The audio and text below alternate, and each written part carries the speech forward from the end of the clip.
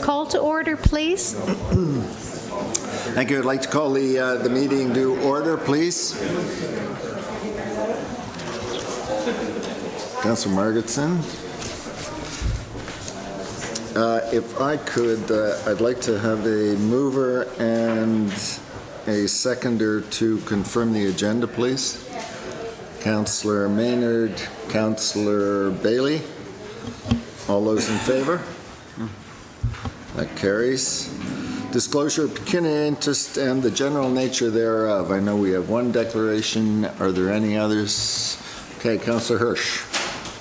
Thank you, Mr. Mayor. I have a pecuniary interest in item 5.5, potential effect on my property, so I'll be excusing myself at that point. Okay, so as discussed, you will be leaving the meeting, and item 5.5 will be covered by Councillor McNaughton, and then the meeting will revert back. Okay. I would, on behalf of council or staff members, myself, I'd like to welcome all the guests in the audience to the Planning Public Council meeting. Tonight's meeting is being live streamed, and any participation in meeting procedures will become part of the public record. I'd also like to take this opportunity to introduce Steve Harvey, our new development engineer, who has joined us and is quite a gregarious fellow. If members of council have not met him. The recording from tonight's meeting will be published on the county's website immediately and can be viewed by selecting the streaming tab on the county's homepage. This meeting is a public meeting as required under the Planning Act and will deal with the planning applications listed on the agenda. If you wish to be notified of the decision of the County of Prince Edward on the proposed official plan amendment, you must use the sign-in sheet located at the podium or make a written request to the Clerk of the County of Prince Edward.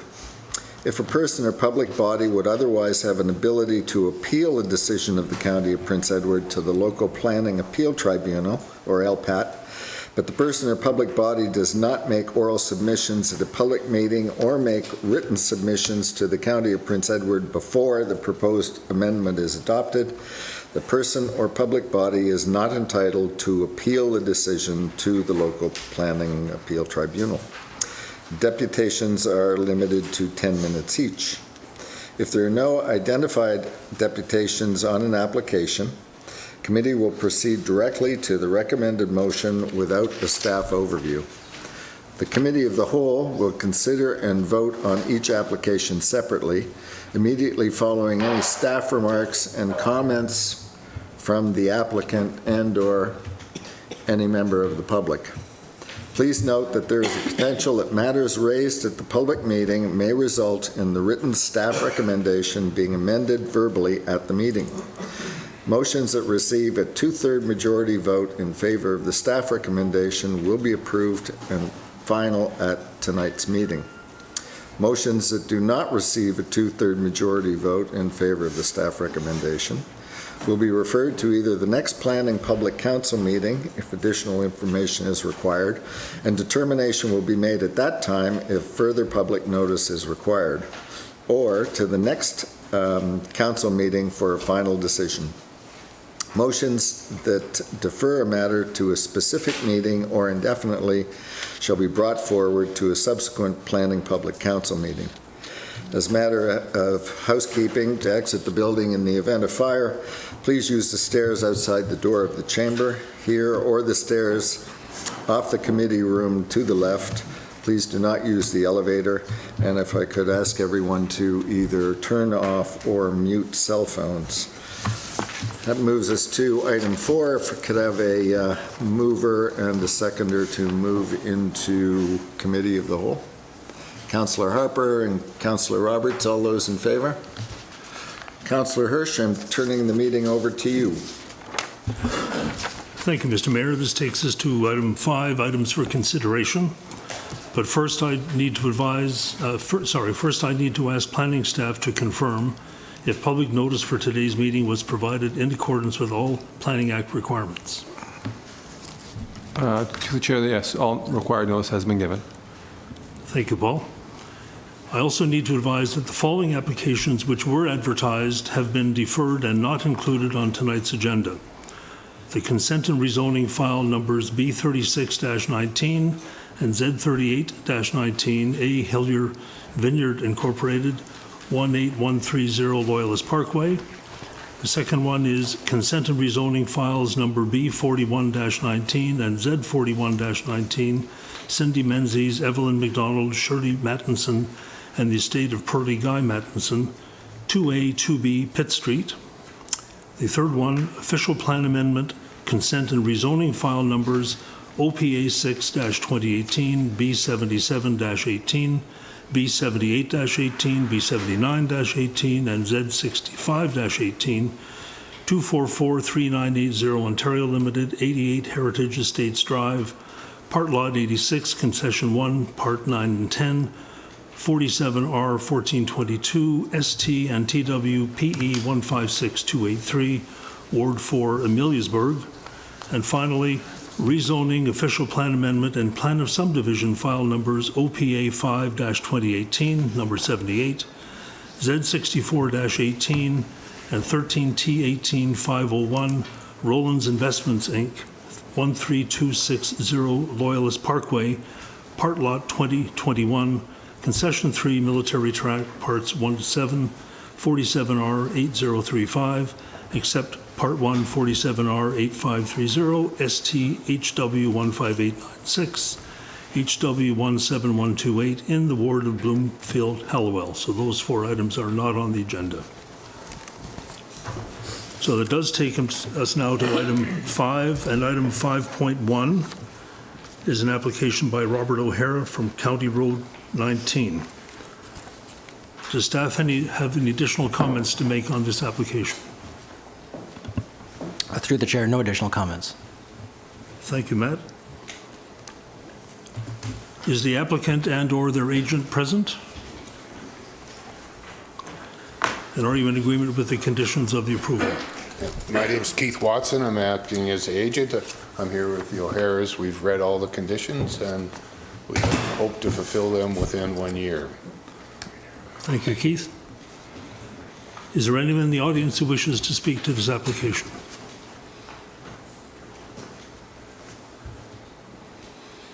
Seeing none, since there are no objections, I need a mover and seconder, Councillor Maynard and Councillor McNaughton.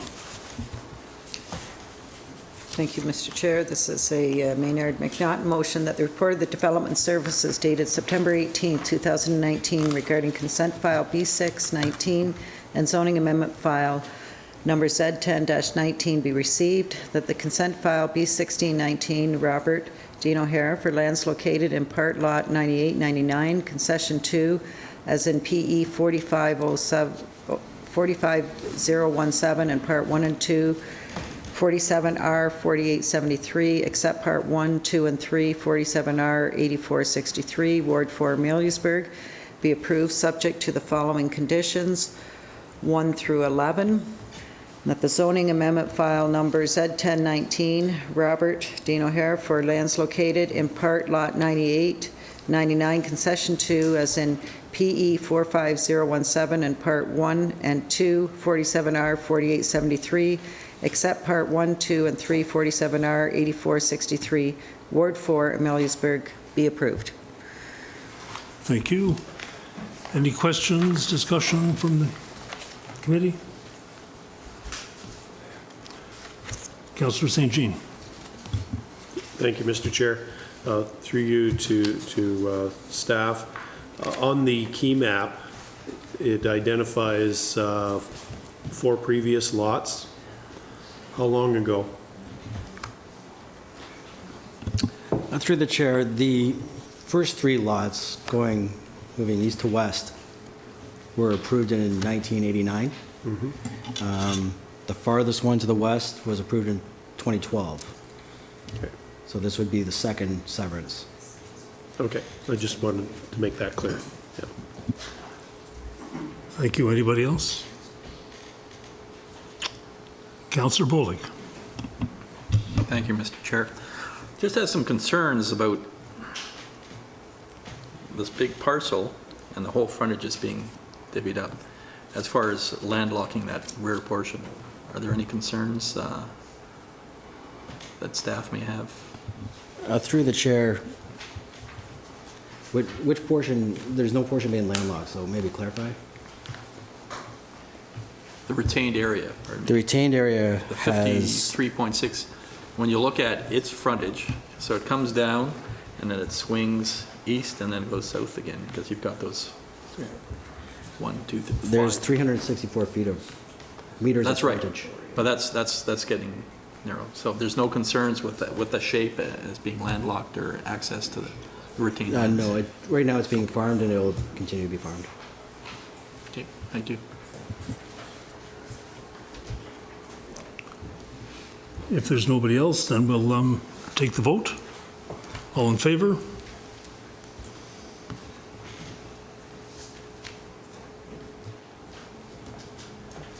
Sorry, looks like 14.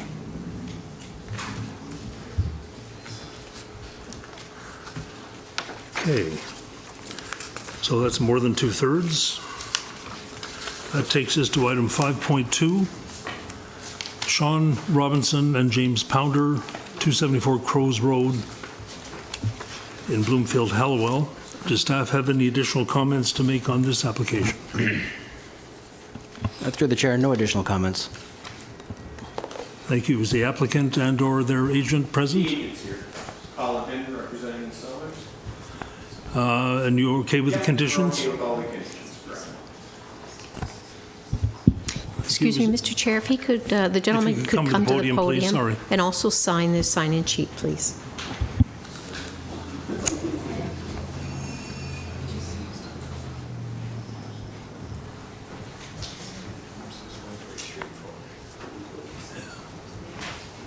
I thought so.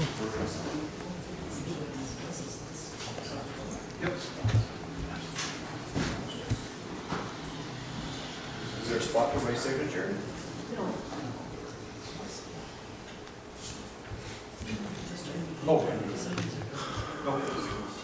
It's all. It's not washed. I'm already on everything. Need it again? Okay. Yeah.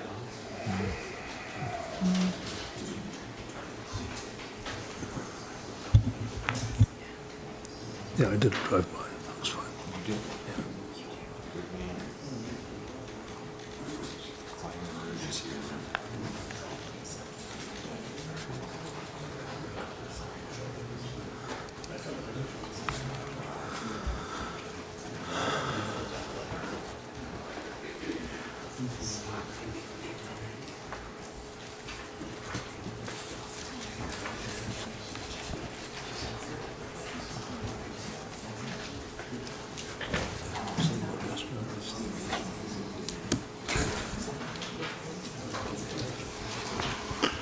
Okay, after all that, sorry, it's a new process, it's taking us a little more time.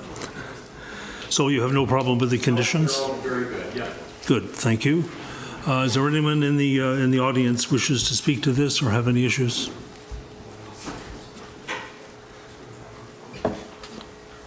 Seeing none. If we could have this put on the floor, Councillor Prinzen and Councillor Nyman. Thank you, Mr. Chair. It's a Prinzen Nyman motion that the report of the Development Services dated September 18, 2019 regarding consent file numbers B26-19, B27-19, and zoning bylaw amendment file number Z30-19 be received.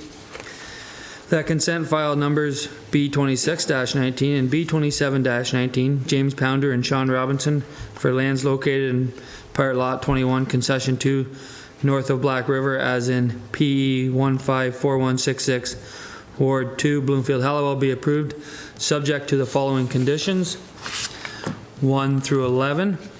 that zoning amendment file number Z30-19, James Pounder and Sean Robinson for lands located in Part Lot 21, Concession 2, north of Black River, as in PE 154166, Ward 2, Bloomfield, Hallowell, be approved. Thank you. Committee have any questions, discussion? Councillor St. Jean. Sure, nobody else was going to bite. The Quinte through you, Mr. Chair, to planning staff, the Quinte Conservation and engineering staff have identified poor drainage, and we are all very familiar with the poor drainage along Crow's Road and some of the subsequent remediation that has had to happen there.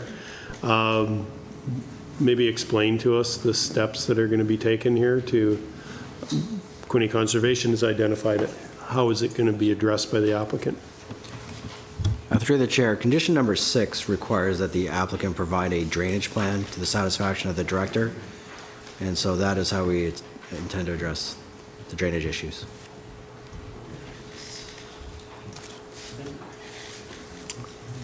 Anybody else? If there are no other comments, then we'll take the vote. All in favor? And it's unanimous again, 2/3 majority. Thank you. That brings us to 5.3, item 5.3, Robert Hunter, Swamp College Road.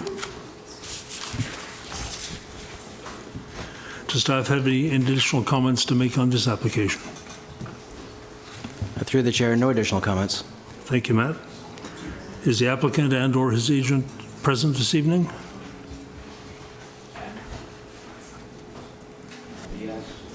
Mr. Hunter, if you could come to the podium.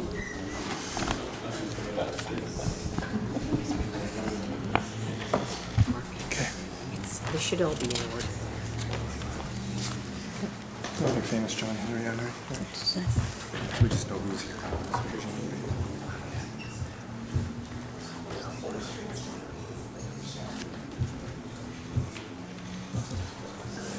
That's good enough, right?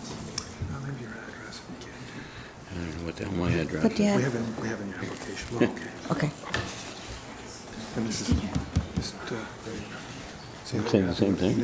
Just wait. I have to apologize a little bit. My ears are about 90% shot. Too much noise in a farmer's life. But yes, I accept the conditions. So you accept the conditions of the report? I Fine. hope I accept the conditions. Thank you. Is there anyone in the audience who wishes to speak to this application?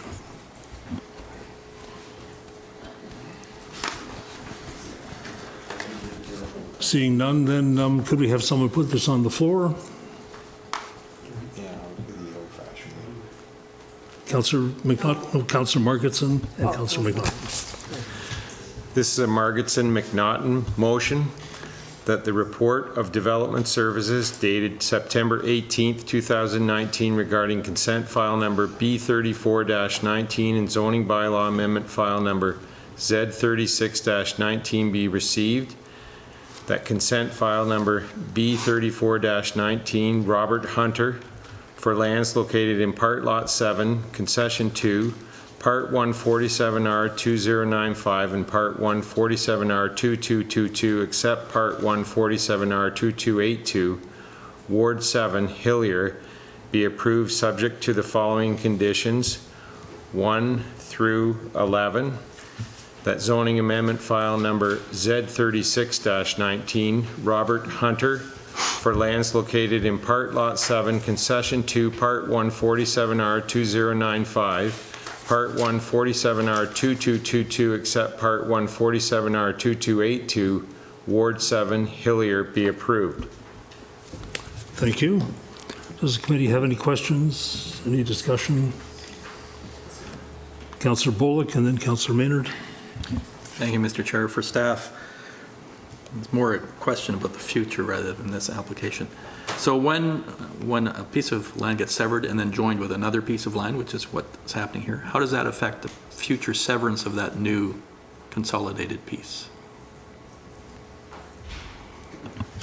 Through the chair, Because this is prime agricultural land, it's a little bit different than what we normally see for rural severances. So there's specific policies in the PPS that speak to how and when lot creation can occur. And this particular application is a technical severance. It's two large farm parcels merging together, leaving behind one essentially rural residential lot. So future severances, I think, will be extremely limited, and it would have to meet or be consistent with the provincial policy statement, which likely won't permit any additional severances. Right. So my question was basically, does this reset the clock when you put pieces together, or is that an answer you don't have? Yeah, I don't believe it qualifies as one of the severances, so it wouldn't use up one of those. Right, obviously this one is, okay, so this does not use up one of the severances for that? No. So that could in future be severed again? Not likely, given the prime agricultural designation. We Okay. cannot create new residential lots. Okay, thank you. Councillor Maynard? Thank you. Just some clarification for staff, because normally when we have a farm consolidation and there's a residence that's surplus to the needs of the new parcel, we've seen that. But this is an empty, buildable residential lot. It's quite different from what I've seen in the past. Normally, the farm consolidations are where there's a farmhouse that's, is no longer, is of no use to the new farm, so we sever it off. Is that not? Yeah, that is correct. We've seen surplus houses being severed off from existing agricultural parcels, and that is permitted under the prime agricultural guidelines of the provincial policy statement. But other policies also speak to lot creation for technical reasons, and that is the approach that's being taken here. Currently, there are two vacant agricultural pieces. Mm-hmm. Essentially, you could build a house on either one of those parcels right now. They are being merged together, and the result will still be two potential residential building lots, so that we're not creating any new development as a result of this application. Just for clarification, is this, on my third term, is this the first time I've seen this? Because normally you wouldn't be able to build on a piece of prime ag anyway, so that's why I wasn't getting the technical, go around for this. Is this the first time we've seen, or has? Through the chair, no, it's not uncommon to see what we call lot line adjustments in a prime agricultural designation. As Matt referred to PPS, it does permit it. In this situation, we're taking two medium-sized farms, doing a lot addition to make one large farm with a smaller remnant. So no new development is occurring. Unlike the first scenario that you described where someone is severing off an existing house when farms are consolidating, we are creating a new lot and need to rezone the acreage to no home. But typically, any vacant lot in an agricultural designation still qualifies for one home for the farm owner. Okay, thank you. Anybody else? If there's no more questions, then we'll vote on this one. All in favor? And again, we're unanimous, so we pass with 2/3. Thank you. This brings us to item 5.4, Sandra Carter, Victoria Road in Ameliasburgh. Does staff have any additional comments to make on this report? Through the chair, no additional comments. Thank you, James. Is the applicant and/or the regent here?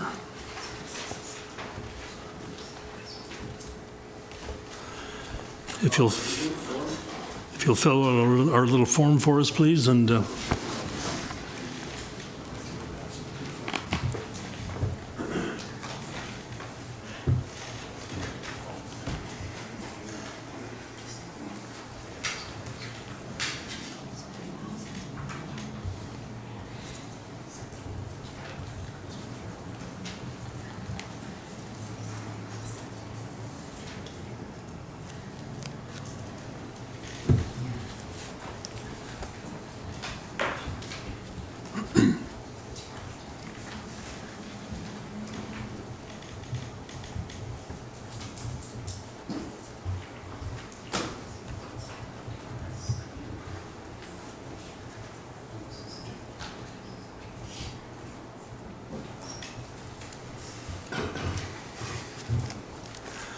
Thank you. Any problem with the conditions on this report? No, we accept the conditions. Thank you very much. Anyone in the audience? Sorry, Mr. Chair, could you state your name, please? I Oh, didn't sorry, hear can we it. just have your name for the recording? Gerald Pulver. Thank you. Anyone in the audience have any comments to make on this application? Seeing none, I'll ask for someone to put this on the floor, please. Councillor Maynard and Councillor Markinson. Thank you, Chair. This is the Maynard Margetson motion that the report of the Development Services dated September 18, 2019 regarding consent file number B43-19 and zoning amendment file number Z44-19 be received, that the consent file B43-19 Sander Carter for lands located in Part Lot 81, Concession 2 as in PE 184300 south of Forest Road, Ward 4, Ameliasburgh, be approved subject to the following conditions.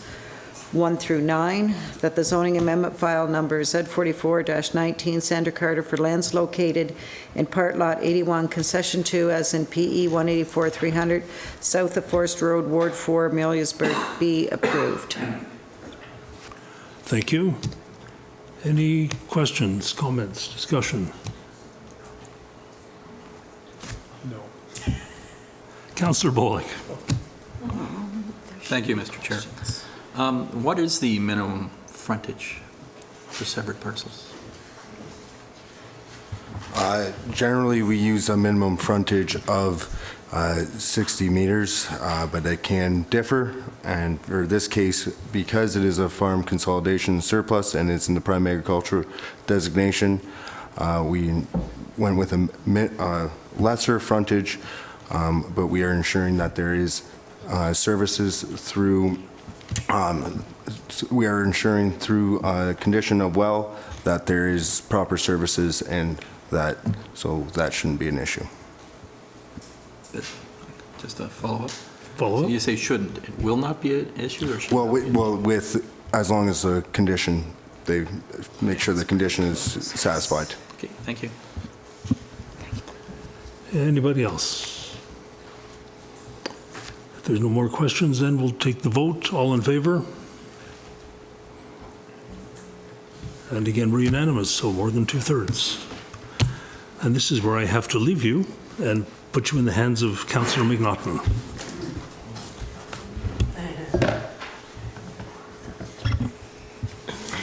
Thank you, Councillor Hirsch. I'll wait until you leave the room.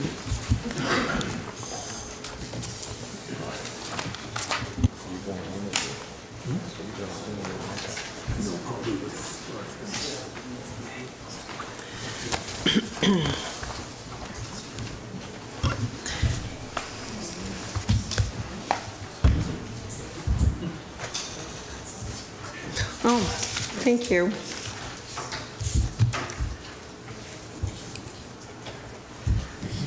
So, okay, we're good to go.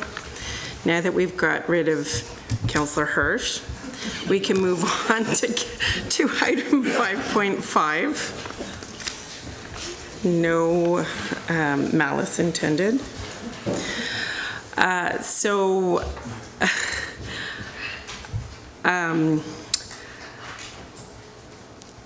So regarding this matter, do staff have any additional comments to include with the report? Through the chair, there was a revised zoning bylaw amendment schedule distributed. The first version showed a zone boundary that's slightly smaller for the longer lot to the east, and the correct schedule was distributed earlier with the agenda, with a revised schedule showing it to its full depth of the lot as proposed in the application. Okay, and is there a possibility that we could put it up there? Sorry, Madam Chair, also through you, it was an addendum added on to the actual agenda as well. The PowerPoint hasn't been updated. Okay. So, but anyone who hasn't updated their agenda can do so now. Which I think I did. So, and nothing additional beyond that? No, nothing more than that, thanks. Okay. So is the applicant or agent present? Yes, I'm the applicant. Do you want to come up and state your name?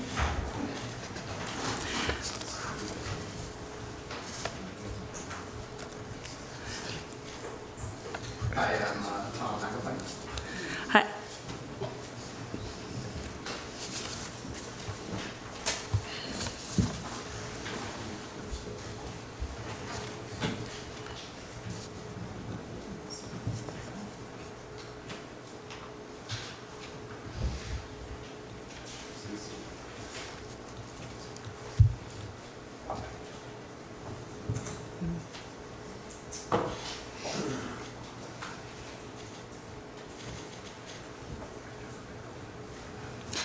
Thanks. So once again, can you state your name and just let us know if you are in agreement with the conditions of the Certainly. of the approval? I'm Tom McElvain. And I'm in agreement with all the conditions as they were stated.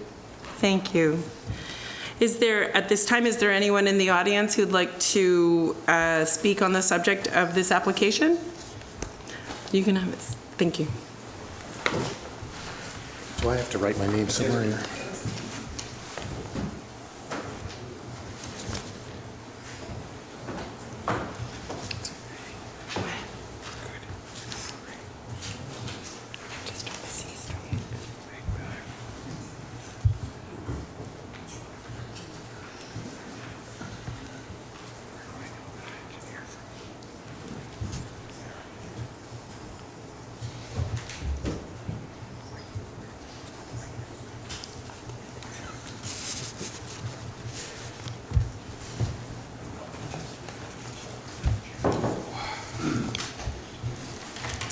Great. Good evening. My name is Ron Colucci.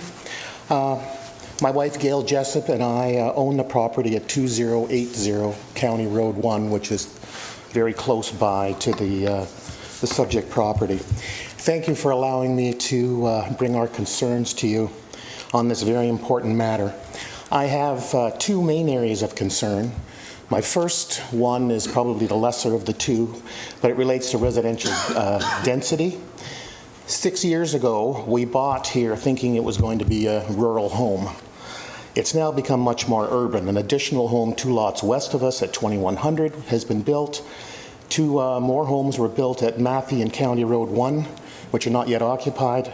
And now we're looking at one essentially run-down house, mostly unoccupied, being turned into 3 at 2018 County Road 1. The density and zoning is being changed from rural 1, RU1 to rural residential 2, RR2, to accommodate a profit motive. I'm a professional accountant and I have no objection to people making a profit. I mean, that's what I try to help people do every day. But this is rural, not urban. So I object to the additional density. It's changing the character of the neighborhood. Secondly, and more importantly, is the water issue. It's actually particularly poignant today since we're in Quinte under a water advisory where commercial operations have been asked to cut their water usage by 20%. So I have serious concerns about the water situation. This is a problem, many if not most places in the county. And it's a problem in our neighborhood. The county staff seem to be admitting as much in the report at Section 9A, where they require a waiver of the responsibility in the matter. The disclaimer removes any liability from the county and transfers the risk of a bad water result to the other properties in the neighborhood. In my view, and the view of others, this is an outright abdication of responsibility by the county to other property owners. In speaking with town planners with the Committee of Adjustment experience in other major municipalities this past week, in particular in Sudbury and in Vaughan, they've never heard of such a clause being added and are puzzled that it would appear here. I don't see how the applicant can make an undertaking to absolve the county from doing its proper due diligence in the matter. There were problems 20 years ago when wells at 2080, which was my property, and 2084, next door, came online when the properties were first occupied. I understand that the property across the street from us, 2083, saw both the quality of their water and the quantity of their water adversely affected at the time. Sweet water became sulfur water. Our well water has sulfur in it. We've had to have a water treatment unit added to deal with that. There are now 2 wells at Matthey and County Road 1 for the 2 homes that are not yet occupied. We don't yet know what impact those new wells will have on our water supply, if any. If the 2018 County Road 1 severances, this is the McAvoy application, are allowed to go ahead, the additional new wells could very well have an adverse effect on neighboring well water in both quantity and quality. The existing structure there, which is rarely occupied, is not now a major drain on water. However, I expect Mr. McAvoy to replace the existing derelict structure with a new one for sale. When that new home is occupied in due course, then there will be 3 wells drawing water in addition to what there is now. The only reasonable thing to do, rather than abdicate responsibility for any negative impacts on water resources, is to require a hydrological survey, I think that's the right term, a water survey, before any action is taken and before approving the severances. A hydrological study would ensure that not only the 2 new properties have adequate water, it would also ensure that neighboring properties continue to have adequate water supplies in both quantity and quality. This is what was recommended by County Planner Josh Berry when the neighbors met with him last year. He's nowhere to be found now, and his recommendation is nowhere to be found either, so I don't know what happened. I don't know how we got to this point, but throwing the neighbors under the bus to save the applicant the cost of a water study, particularly when his plan seems to be to build 3 new homes, sell them, and leave, does not seem to me to be the way to go. So I object to the lack of a hydrological study and ask that a satisfactory study be included as a precondition in the application for severance. Other mitigations required in the application seem reasonable to me, and I don't have any further objections. So I'd be happy to take any questions if you have any of me. Thank you. Does anyone have any questions for the commenter? Guess that was pretty clear. Thank you very much. Thanks very much. Point of clarification for the deputy clerk. Is there a time limit that I should be imposing for commenters? Speakers may have up to 10 minutes. 10 minutes, and then thank council you. can ask questions. Thank you. You're welcome. Is there anyone else in the audience who would like to comment? Come on up and sign in. And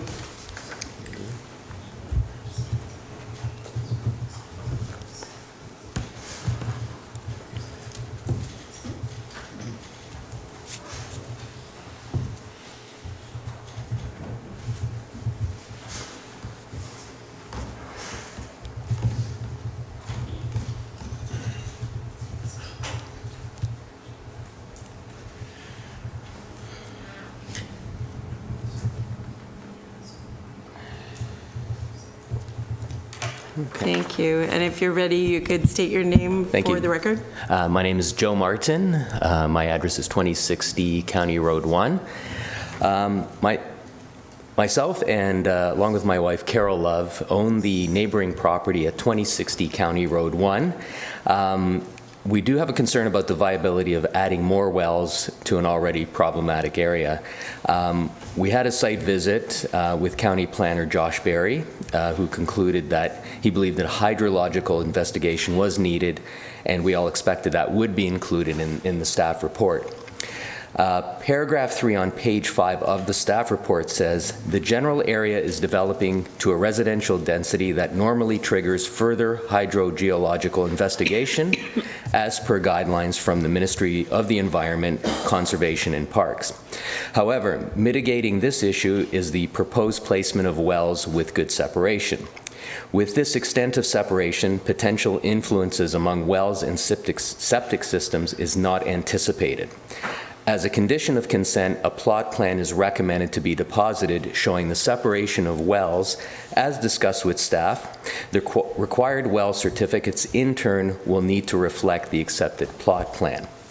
So we don't understand why a hydrogeological investigation should not take place. As it's been mentioned, a risk of failed wells exists not just for Mr. McAvoy's properties, but for the adjoining properties whose water appears to come from the same vein. 20 years ago, when the wells for 2080, 2084, and 2088 were dug, there was great difficulty finding water. In addition, when those wells became operational, the well at 2083 across the road lost significant pressure.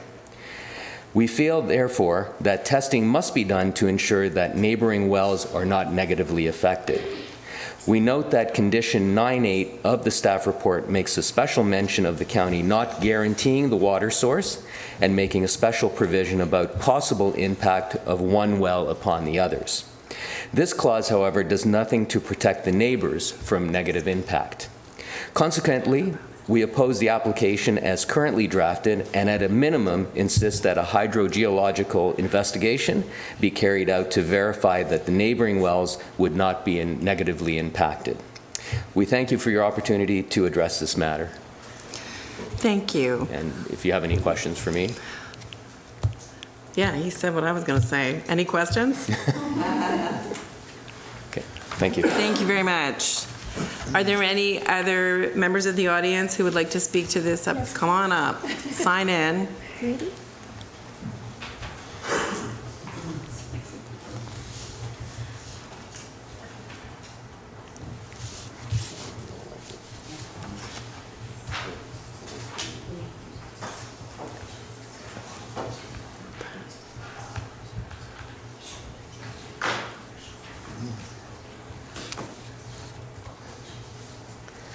Okay, my name is Loren Weiss, and I think you know my address now. It's 2083. I'm the one that everyone is referring to across the road from McAvoy's property.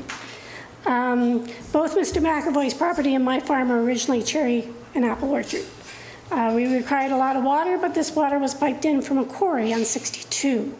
So that just goes to show you how bad the water supply is there. So historically, it's very scarce.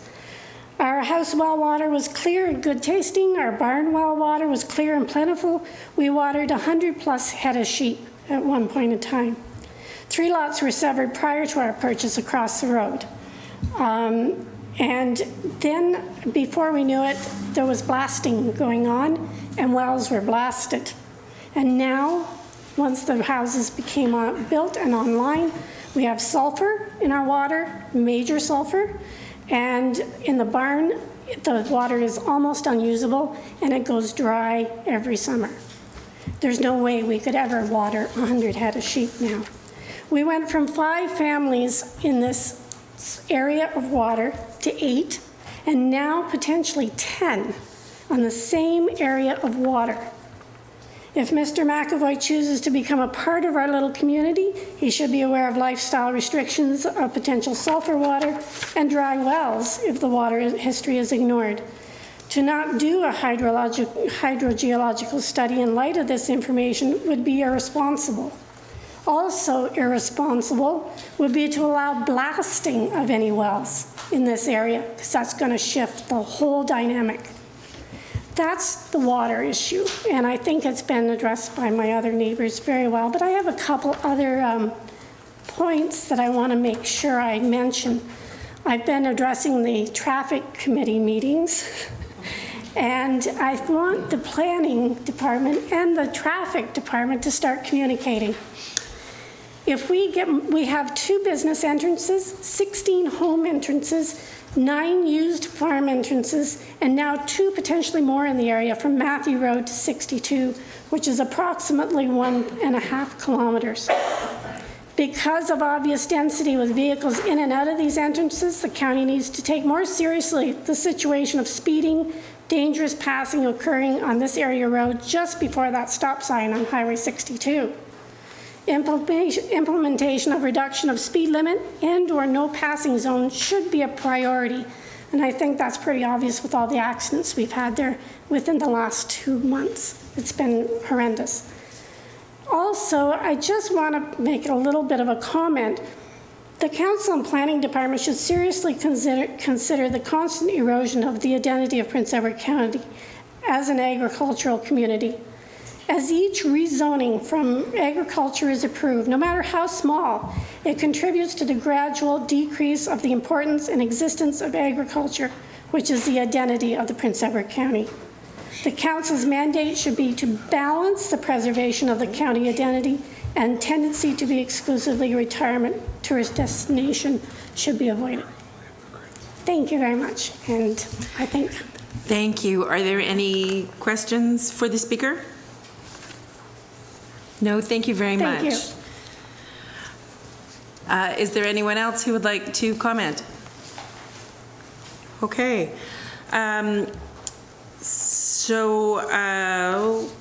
Would somebody like to put this, yes, would somebody like to put this on the floor? Councillor Bullock and Councillor Prinzen? Oh, sorry. Motion that, this is a Bullock-Prinzen motion, that the report of development services dated September 18th, 2019 regarding consent file numbers B48-19, B49-19, and zoning bylaw amendment file number Z48-19 be received. That consent files number B48-19, B49-19, and Z49-19, Thomas McAvoy, for lands located at 2018 County Road number 1, described as Part Lot 4, Registrar's Compiled Plan 29, Part 3, 47R 4603, Ward of Bloomfield, Hallowell, be approved, subject to the following conditions. 1 through 12, and that zoning amendment file number Z48-19, Thomas McAvoy, for lands located at 2018 County Road number 1, described as Part Lot 4, Registrar's Compiled Plan 29, Part 3, 47R 4603, Ward of Bloomfield, Hallowell, be approved. Yes. So through you, Madam Chair, be approved as amended with the new schedule. Right. That was discussed earlier. What she said. What she said. Thank you, and we've already got a lineup. Councillor Nyman. Thank you, Madam Chair. So, reading through all this and getting comments, so there is an issue with water there.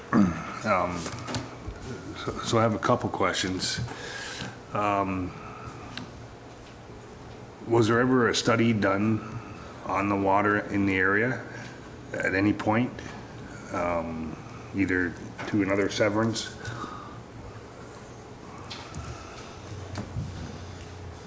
Through the chair, I'm not aware of any study having been completed historically in the area. Okay, and I also understand that there's a well on the property now, but hasn't been used, I'm thinking, in quite a while. Is that correct? And that's my understanding, that it's a bit of a fixer-upper house, and it's in the process of being cleaned up, but there is an existing old well there that would have not rarely been used. Okay. So, for a new well, can we restrict blasting the rock? Because as soon as you start blasting, everything shifts. Veins get plugged and people get out of water. I guess if that happens, what happens to the wells surrounding it? Wells are constructed by a certified well installer, so they are required to construct their wells in accordance to the requirements of their certification.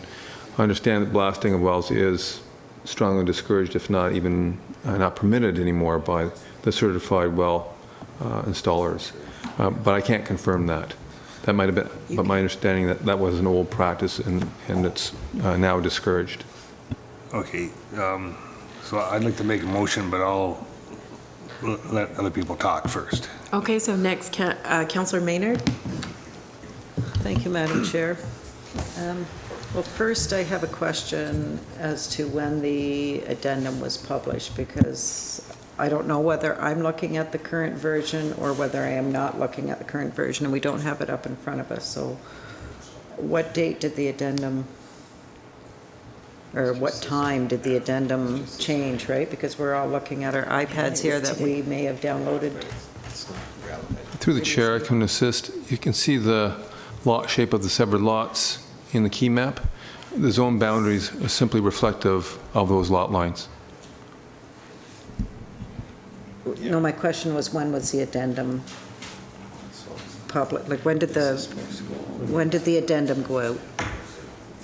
I believe yesterday at some time. Yeah, I'm sorry, I can't confirm that. It was done through email.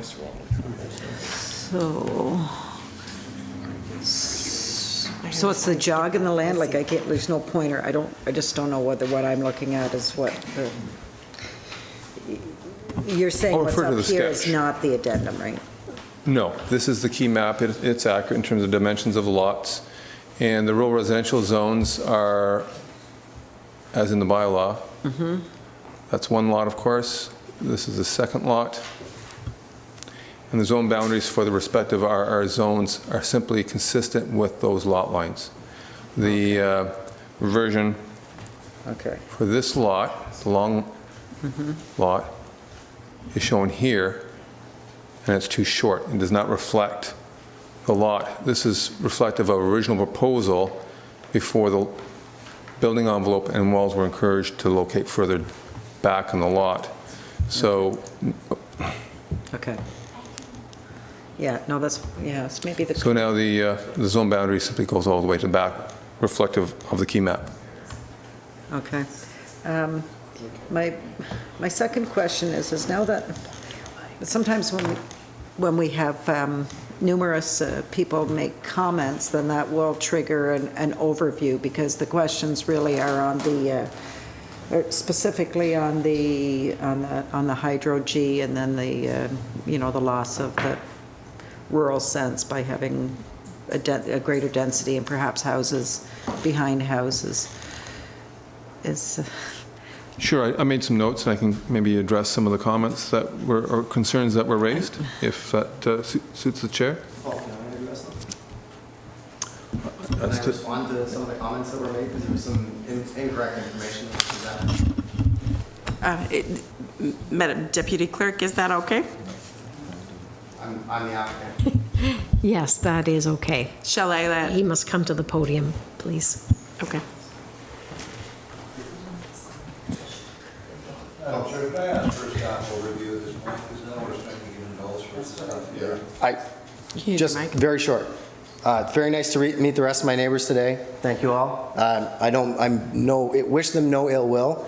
I do appreciate water as a concern along the road. I want to make a couple of quick points. The well that I'm proposing to use for the west lot was installed in 1991. I do have the well record, and I did do flow rate analysis on that well to determine if it was producing. So it was 7.5 gallons per minute. I did provide the study. The setbacks that we're talking about are so much greater than typically any other severance we're seeing. So I measured from my neighbor Carol's property where their well is to where my proposed sanitary is on the west lot, because I'm having to provide this site plan, which I have no problem doing. We're over 300 feet from the well to the proposed sanitary, and then to the proposed well. The well is actually in the northeast corner of the west severed portion, so it is, again, it's, we're talking about probably 500 feet. And here, I guess I'd like to make a point about rural atmosphere. I did want much larger lots. I want them set back from the road. I didn't want to crowd the road.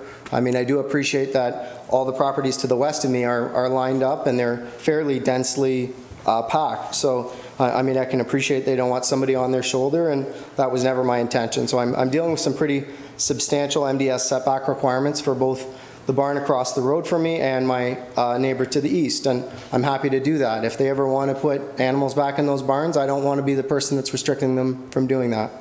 As far as traffic, last point, I'd happily go along with 60 kilometers along that road, because it is pretty dense, but that's all I'd like to say. Thank you very much. And now back to Mr. Walsh. Thank you. First.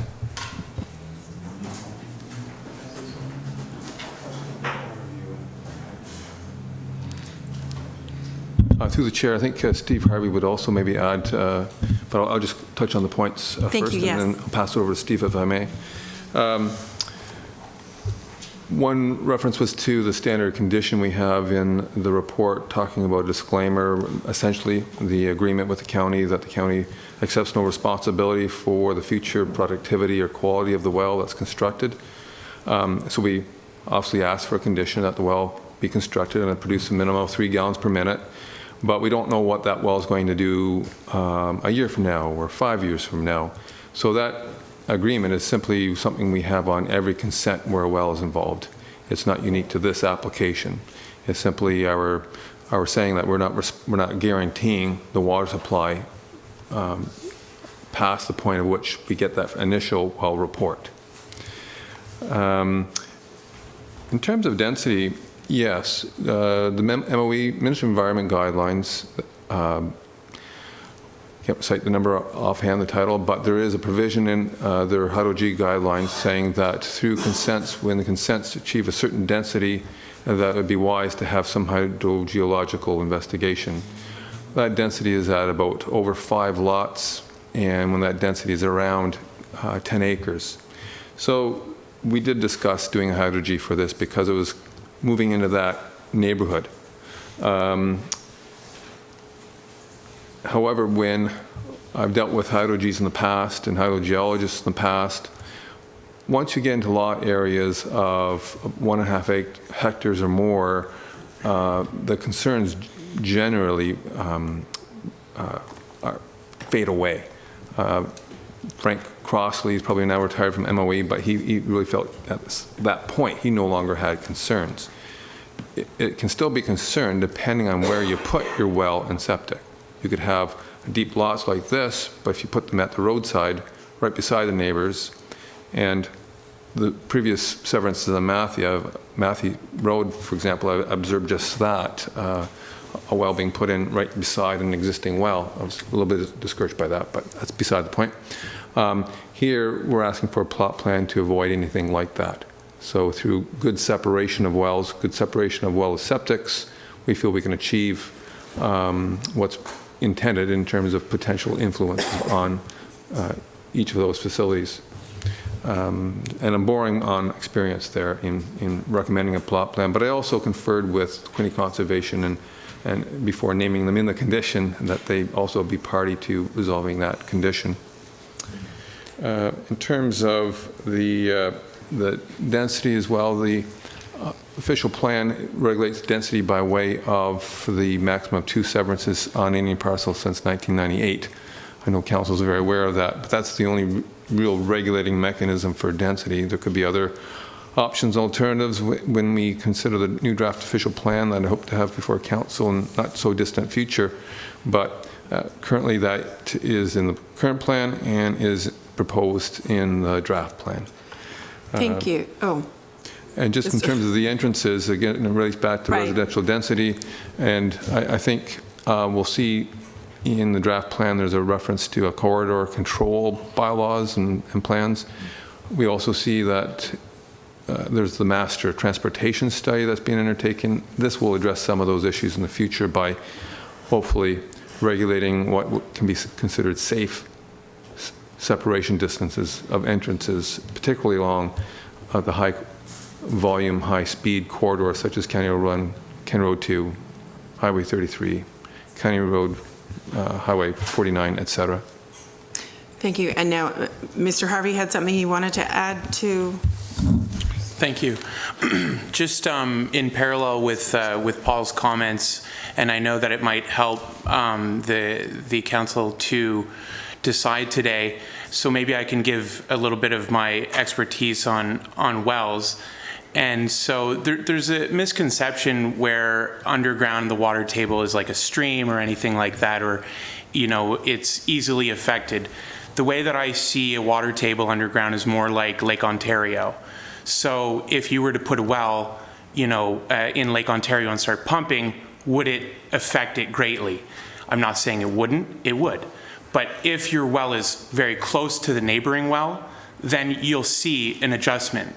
But being that the water table is so vast that the further you push the wells apart, the less you'll see the effects on the neighboring wells.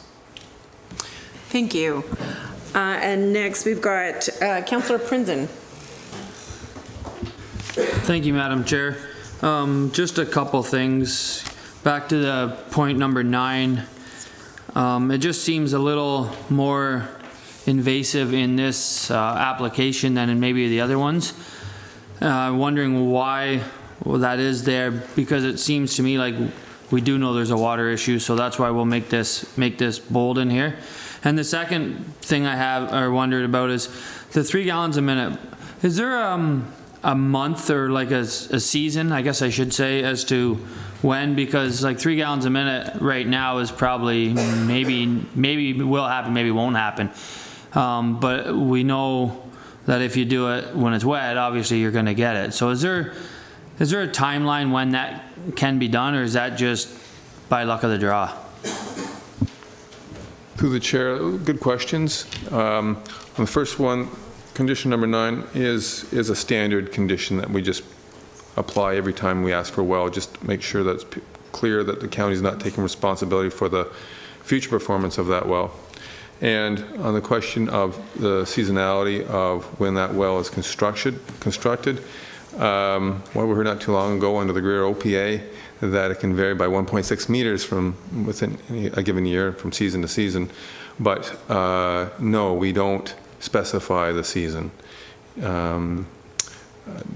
It's just a snapshot in time.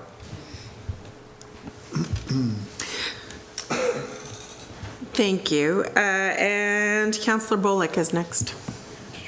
Thank you, Madam Chair. Thankfully, some of the questions have been already answered or partially answered, so hopefully be a little quicker. Having stood at that podium a number of years ago with the same kind of issues, I know how sensitive it is. And just a question for staff, just to confirm, my understanding of riparian and subsurface water rights in Ontario are pretty Byzantine. That essentially, you own the hole in your land, and if somebody else drills a hole in their land, you have no rights to complain if something changes. Is that correct? I would think that's generally correct, yes. All right. So the only control that we have is zoning, or what we do here. And what we've heard here tonight is that the nature of these severances are such that the wells would be far enough apart and the area is such that the effect should be minimal. Is that basically the message we got? That's been my experience, yes.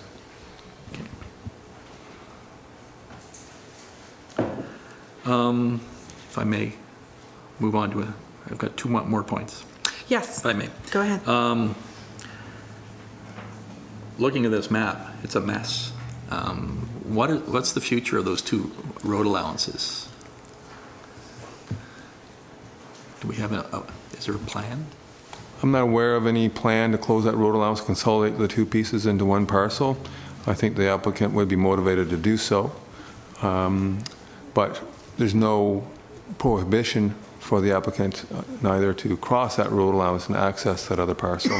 So my question is basically, does the county have any plans for those road allowances at this point?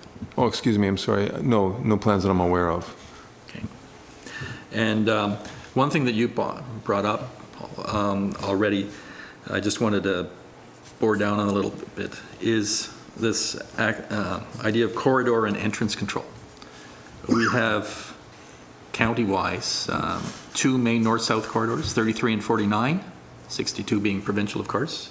And east-west, we have county roads 1 and 3. We've got county road 2. Those are the main avenues in and out of the county. And I think even 33 was bypassed Conscon to facilitate that easy access. But what we're seeing now is development along those main access roads to the point where people on 1, we heard it tonight, I've heard it from people on County Road 3 and 33, that the density is going up, they want lower speed limits.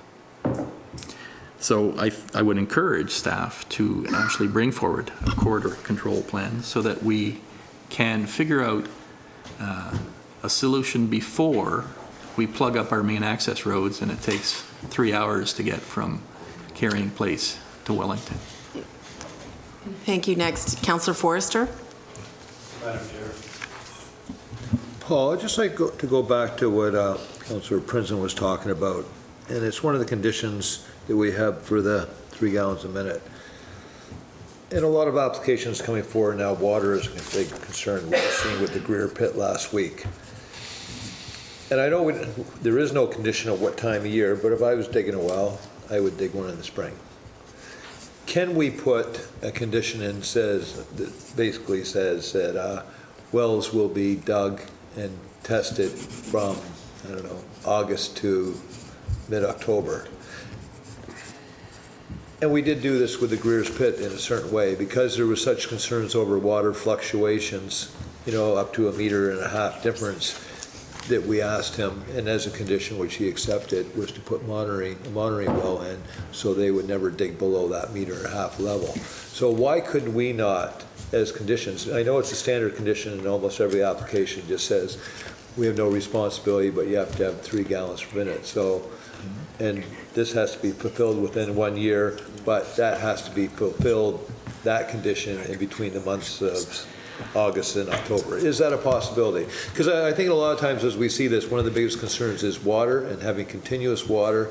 And if they already run out of water now, I looked at this one comment here that we'll talk to staff and we'll decide, good separation. I don't know if there's a practice for good separation if you already have low water levels, or it's sort of a guess, put one this far and put one that far over there, and I think we're good to go.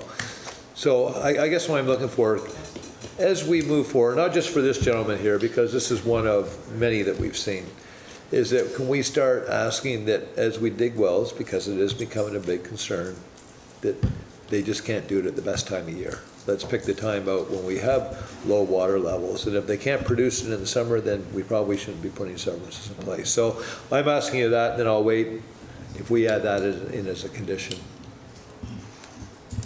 I think, theoretically we could. I would like to more so rely on the expertise of Quinte Conservation Authority when we're doing the plot plan, because the water table will undulate with the topography somewhat. So there's an opportunity to push the well on the other side of this sloping area, and that would act as a further buffer from one well to another. So I think there might be other measures that can be done than to have the wells tested 6 months from now. And for example, making sure that the wells are constructed with a bigger reservoir through a bigger diameter, or go through more depth, so that the wells have more storage within those wells. And so there's a lot of other things that can be done as well, than to pinpoint the best design is only in a specific time of year. Okay, Madam Chair, a follow-up on that?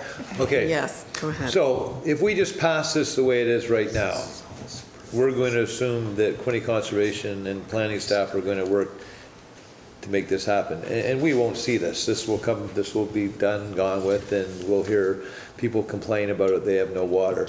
What can we put in place here now that says, yes, we're going to put those bigger reservoirs in if we have to? And again, not just this gentleman here, but on the next thing, what are we going to do, or what does council have to put into place to ensure that this is just a hope this will happen, but it will happen, and we put steps in to make it happen? So what do I have to do here tonight to make sure that happens?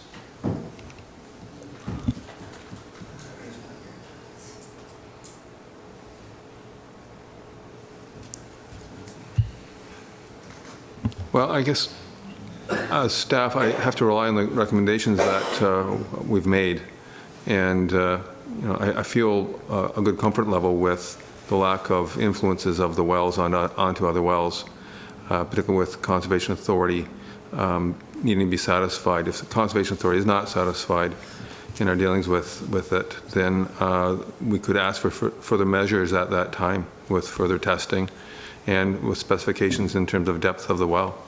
So if you wish, you could, I don't like doing policy on the fly. It does involve some conference with the applicant and probably the objectors too, but first I'm comfortable with the recommendations as worded, But secondly, the alternative wording might be something like, and that Conservation Authority be satisfied with the construction of the wells, for clarity. Well, I need to follow up now on this one. So if you weren't comfortable with that wording, sorry, as it is right now, and you would want to talk to Quinny Conservation, could we defer this to the next planning meeting so you could get that information? Yes, if that would make council more comfortable, then that could be done. Okay, thank you. So next, Mayor Ferguson. Thank you, Madam Chair. Paul, I got a couple of questions here. Some of the language in this is a little troubling to me. Phraseology such as not anticipated, the use of the word generally, the special provisions in Clause 9 concerning water. The issue of the hydrological study, has that been discussed with the applicant? That's one question. Second is, what's involved in that and how long does it take?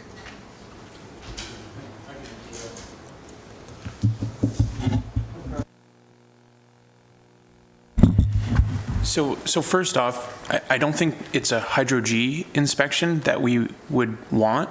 So hydro-G, you would, drill and figure out where the water is, and great. But what I think might be of interest, and again, I'm agreeing with Paul that I stand by the report, but something that you could consider is like similar to the pump test that he already did, is you would pump his well, but you would at the same time monitor other wells. So it's not a hydro-G in itself.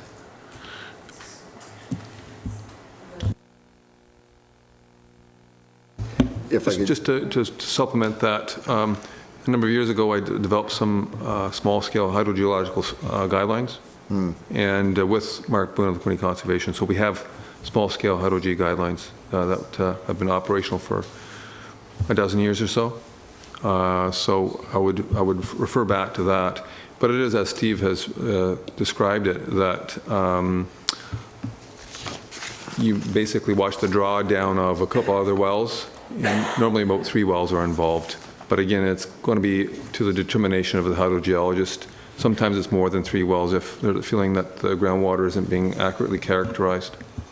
Okay, well, whether it's hydro-G or this is why you've been hired, Steve, to add clarity to this sort of thing. I'm just concerned about making sure that the water for properties already there, as well as these new proposed ones, operate at an efficient level, and there's no, no effect on property owners already there, as they've already mentioned. So that's my concern. Thank you. We're gonna come back to Councillor Nyman now. Thank you.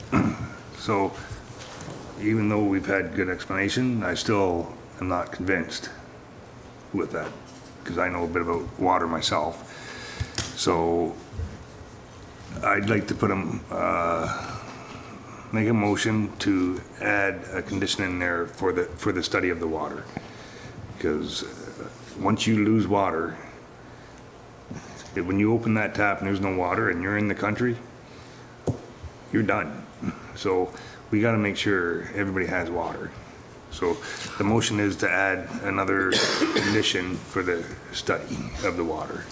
Call it whatever you want, but hydrological study or pump drawdown, whatever you want, but that's the motion if I can get a seconder. Oh, well, you've got a few people apparently who want to. Mayor Ferguson is the seconder? Okay.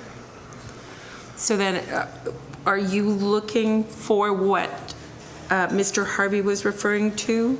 Or a combination of both. So, as Paul said, he has worked on it. He's got something in there, I guess. Okay.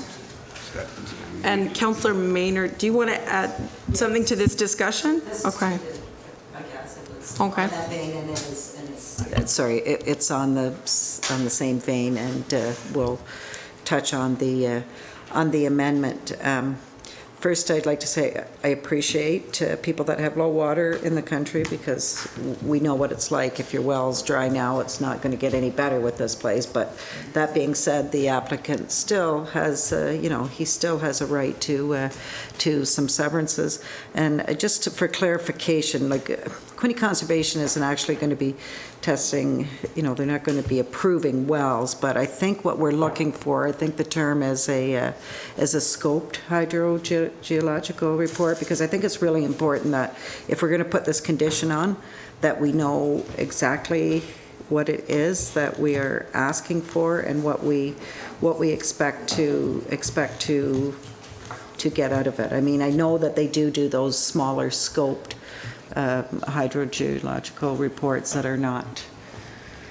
So I'm asking staff, because we're now trying to put an amendment in, but I want to know exactly, a scoped hydrogeological report in consultation with Quinte Conservation, something. I think as long as we indicate that it's a hydrogeological report done by a hydrogeologist, and the hydrogeologist will determine the scope. But in consultation with Quinte Conservation. So then, Madam Clerk, what would do you have any wording that you could offer for? More discussion? Yes, well. Before we get wording, can we have some more discussion? Yes, we can, and you're next in line. Can I get just a quick follow-up, sorry? Yes, absolutely.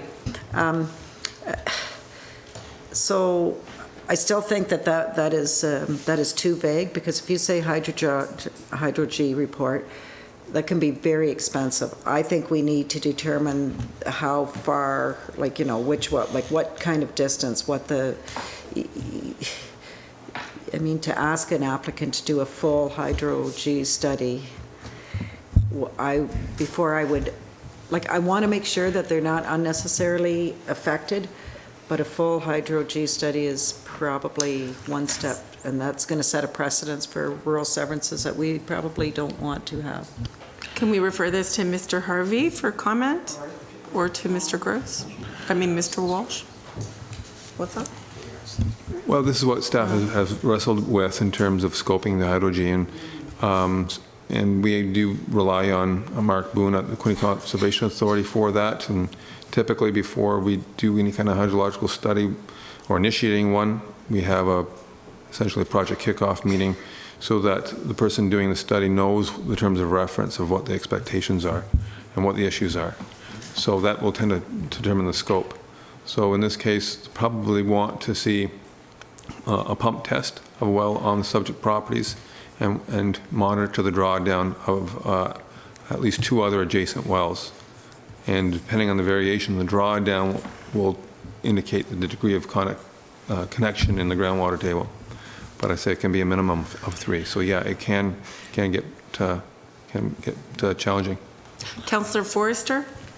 Just before we move on there, and so we're not making a decision on the fly, so I'd just like to ask the applicant, would he accept a hydro-G and have this passed tonight, or have this deferred for a couple of weeks so we can investigate what can be done? And I'd like to ask the applicant out there, what would you prefer, sir? Come on up to the mic. Because you understand, if they put that condition on you for hydro-G, it will probably pass right now, or have us go back and talk to Quinte Conservation on a deferral. Yeah, I've dealt with Mark Boone a number of times over this. This is because of the size of the lots, I will get a study that will satisfy council. I'm not concerned about that. I'm concerned about the $13,000 and the precedent that you're setting. So you would prefer the deferral and go back and talk, or the hydro-G study? You think about it quickly, because it's going to get thrown on the floor. This is Councillor Nyman's motion that we're currently discussing right now, and we should, do you have a preference for some sort of drawdown test or a hydrogeologic full study? I mean, that should be perhaps clarified what he's I think they're looking one for and the with same this. pretty much. So are they? Pretty much, yeah. Okay. So I would go along, I'd go along with Paul. Paul's got the expertise. He's ordered them before, so he knows what we're looking for.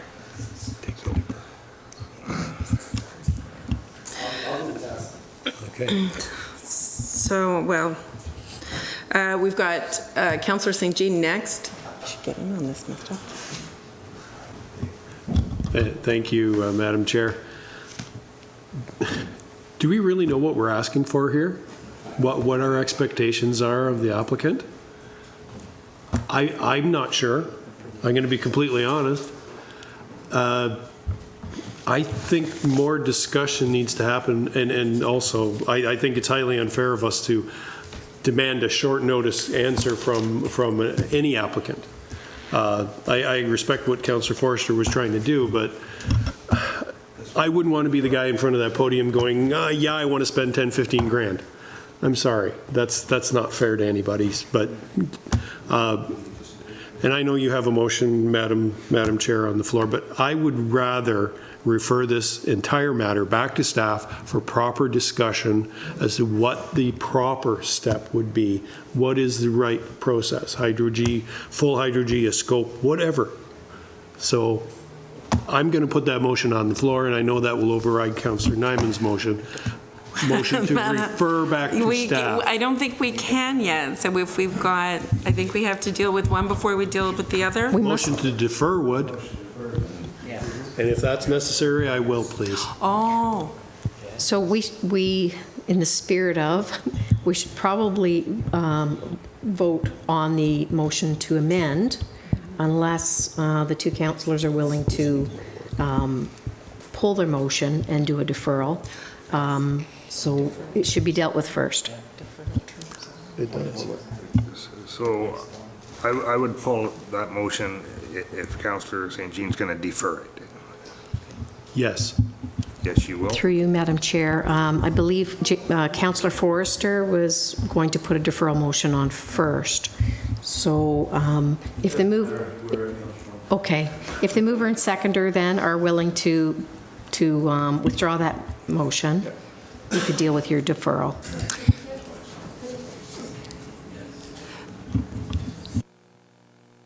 No, that's fine. Come on up to the mic. Through you, Madam Chair, if you are deferring as Planning Council tonight, that means the report is coming back as is. If I'm hearing the conversation around the horseshoe, you'd like it to be explored, if there could be a hydrological study for the water, so that would be a referral if you want staff to find out more information and next steps. Thank you very much. So I think, Councillor St. Jean, is that what you're looking for, a referral to staff? That was my original intention.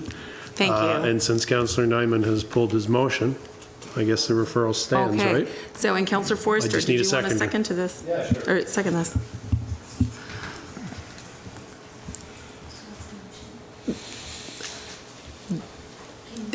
Would you have some wording in mind, Councillor St. Jean? Yes, I think we all have a lot of wording in mind on this one, but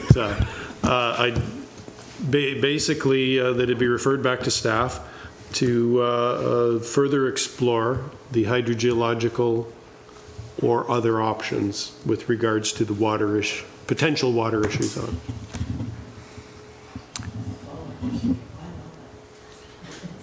Does that make sense? Is that clear enough for the planner? Through you, Madam Chair. And is that clear enough for Paul? I would hope. Okay. So can you read that out, please? So the referral motion is that item 5.5 be referred back to staff for further investigation regarding a hydrogeological study or other options. Is that correct? And you used the word scoped earlier. Does that need to be included? Well, I think I may have used the word scope because I'm so confused on what it is we're really asking for here. and what is required, because it doesn't seem to have been explained very clearly, and that's the whole reason for the referral. Better explanation, and also bring that information back. Okay. And Madam Chair, when would you be expecting this report to come back? I would just ask the planner. Up what to is feasible. Mr. Walsh, I would think. Sure. Yeah, October's agenda is really full, but November? I think because we're all very aware and primed on this one, I think we can bring it back in October, and with an added clause or condition in it, assuming we are able to strike something, and I will be conferring with the applicant and encouraging dialogue with the persons who express concern as well. And I have some ideas on how to approach that. So I don't see why we probably can't have it back in October, hopefully. Okay, thank you. And is on a referral motion, is it permitted to have additional comments if people want to ask questions, if councillors want to ask questions or make comments? The motion's on the floor. It has not been voted on yet. So yes, you could still have discussion. So does anyone have anything to say regarding this motion? No, okay, I think we're going to call this vote. Okay, let's go. Anyway, so do you want to, sorry? No, I know. Better wording. All those in favor?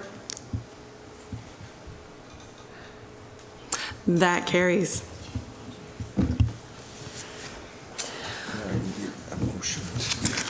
So, do I not do this first? I do this. Yeah, you read this. Yes. He's trying to lead me astray. Mayor Ferguson, thank you. So thank you. Now that that's done, within 15 days of council's decision, a notice of decision will be mailed out as prescribed, advising of the decision, the conditions, if any, and the date on which the 20-day appeal period to the local planning appeal tribunal expires. If no appeals are received, council's decision is final. Any person who wishes to receive notice of decision of council must submit a written request to the municipal clerk or sign the sign-in sheet. So if you haven't done that, please do that. And now we need a mover and a seconder for a motion to resume sitting as council. So Councillor Margetson and Councillor Harper, thank you. Margetson, Harper motion that the committee of the whole now rise and resume sitting as council. All in favor?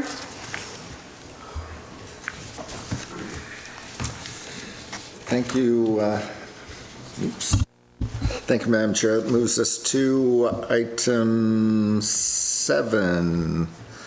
If we could have a mover and a seconder for that, please. Don't everybody raise your hands at once. Councillor Maynard, Councillor Forrester. Councillor Maynard, if you could read that, please. Thank you. That the recommendation of the Committee of the Whole agenda items which received 2/3 majority in favor of the staff recommendation being 5-1, 5-2, 5-3, and 5-4. Correct, Madam Clerk? That is correct. Thank you. Thank you. All those in favor? And that carries. Moves us to item 8, deferral. Can we have a mover and a seconder for this one? Excuse me, through Mr. Chair. So it's a little odd that we're doing referrals now instead of deferrals. So item 8, I would say is not relevant. Because we're not deferring anything, we'll be referring it to staff. Okay, all right, that's fine. So that moves us to bylaws for consideration. If I could have a mover and a seconder for those, Councillor Margetson and Councillor McNaughton. This is a Margetson-McNaughton motion that the following bylaws be read a first, second, and third time and finally passed. Bylaw 9.1.1, Bylaw 9.1.2, Bylaw 9.1.3, and Bylaw 9.1.4. Thank you. All those in favor? That carries. And the confirmatory bylaw, mover and a seconder for that, Councillor Forrester and Councillor Harper. Mr. Harper motion that the following bylaw be read a first, second, and third time and finally passed. A bylaw to confirm the proceedings of the Council of the Corporation of the County of Prince Edward, a meeting held on September 18, 2019. Thank you. All those in favor? That carries. Adjournment. Mover and a seconder for that. Councillor Roberts. Councillor St. Jean. This is a Robert St. Jean motion that this meeting now adjourn at 8:32 p.m. Thank you. All those in favor? And that carries. We're adjourned. Thank you all very much.